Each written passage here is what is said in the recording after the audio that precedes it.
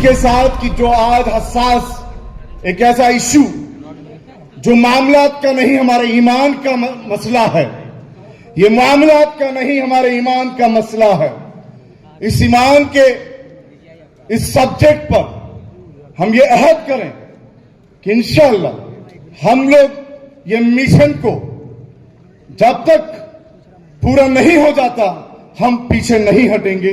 ये एक बात के साथ मैं चंद बातें 3-4 पॉइंट्स में करना चाहूंगा। इसके पहले मैं दुआ गो भी हूं।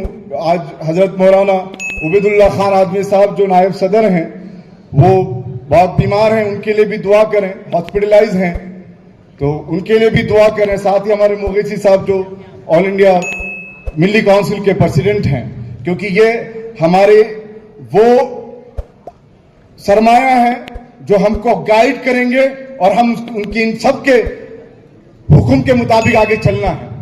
मेरे भाइयों और बहनों, मैं एक बात यह कहना चाहता हूं कि आप सुन रहे होंगे कल परसों के अंदर एक इंसिडेंट होता है गुना एमपी के अंदर, जहां पर फसाद फैलाने वाले, और मैं जो बात कर रहा हूं ये ध्यान रखिएगा, मैं हिंदू भाइयों को साथ लेकर बात कर रहा हूं, भारत के तमाम नागरिकों को जो यहाँ की धर्मनिरपेक्षता और गंगा जमनी तहजीब को मानने वाले उन सबको साथ लेकर बात कर रहा हूं।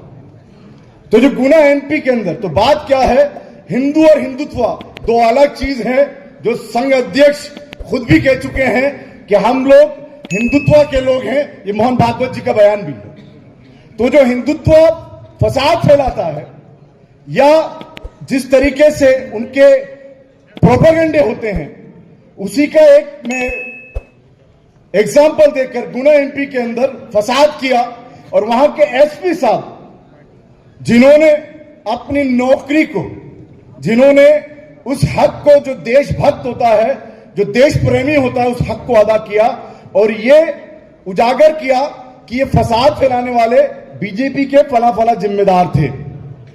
फिर क्या किया? मैं इंटॉलरेंस पे आना चाहता हूं। यहां जो असहिष्णुता, आपको मालूम है मोदी 1 मोदी 2 के अंदर विश्व को यह दिखाया जा रहा था कि यहां कोई असहिष्णुता नहीं है, इंटॉलरेंस नहीं है। वो एसपी साहब का इस्तीफा कर दिया। यह पुलिस स्टेट बना हुआ जो उत्तर प्रदेश है, मेरठ का अभी का इंसिडेंट जो अलग प्रोपेगेंडा दिखाया गया मुर्शिदाबाद का, वेस्ट बंगाल के अंदर, जबकि वहां की सीएम ममता बनर्जी पहले ही कह चुकी थी कि यहां पर ये वक्फ अमेंडमेंट एक्ट को वो लागू ही नहीं करेंगी, वो पूरी तरह मुसलमानों के साथ है। तो मुसलमान वहां तो फसाद फैला ही नहीं सकता, वो एहतिजाज कर रहा है। मुस्लिम पर्सनल बोर्ड क्या कर रही है? वो एहतिजाज के जरिए से लोगों को जागरूक कर रही है, अवेयर कर रही है, अवेकिंग कर रही है। उठो, अपने हक और हुकूक को जानो। या 2 संविधान नहीं है, एक संविधान है। जो मोदी शाह को राइट है वही राइट हम सबको भी हैं।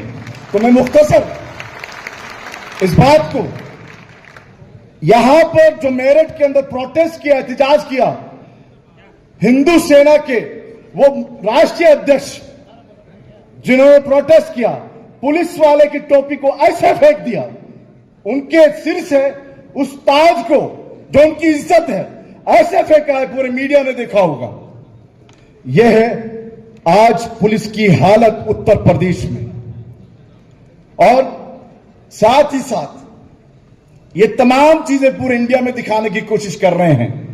लेकिन मैं ये कहना चाहता हूं कि ये मुद्दा मुसलमानों का नहीं है। मैं सिर्फ आप मुसलमान भाई बहनों से नहीं बल्कि पूरे भारत को एड्रेस करके बात कहना चाहता हूं कि क्या आपको मालूम है जो जल जीवन मिशन बनाया गया, जिसके बारे में यह कहा गया कि 80% जो हमारे लोग गांवों में रहते हैं उन तक पानी पहुंचेगा, 46% कटौती कर दी गई है उस जो उन्होंने अलर्ट किया था उससे 40% कटौती कर दी। हर 20 मिनट में एक बलात्कार होता है हमारी बहन, हमारी बच्चियों का, हर 20 मिनट में एक। अभी हमारे भाई ने बताया, इसी माइकल ने, हर दिन 2 क्रिश्चियंस हमारे भाई यहां पर मरते हैं।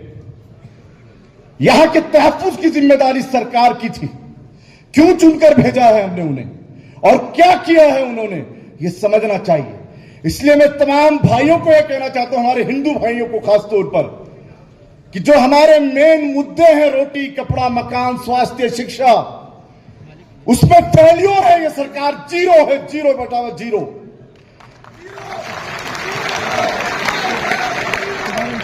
उन गुनाहों को छुपाने के लिए ये मुस्लिम हिंदू 370, ट्रिपल तलाक, मदरसा और फिर वक्फ और फिर आगे यूसीसी की तैयारी कर रही है। इससे किसी भी हिंदू भाई को फायदा होने वाला नहीं है, ये मैं साफ कह देना चाहता हूं।